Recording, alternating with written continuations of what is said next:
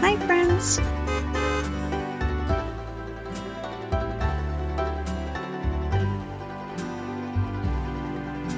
Welcome to Springdale, Newfoundland. As our drone takes flight, let's explore this vibrant town nestled on the northwestern shores of Halls Bay, near the mouth of the Indian River. With a population of nearly 3,000 people, Springdale is a bustling community serving as the heartbeat of Green Bay. From its small harbor to its recreational facilities, including a hockey rink, curling club, and skate park, there's always something exciting happening here.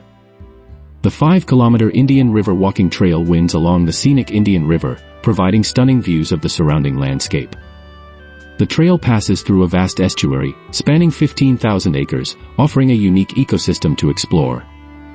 Another unique experience near Springdale is about Glassy Beach.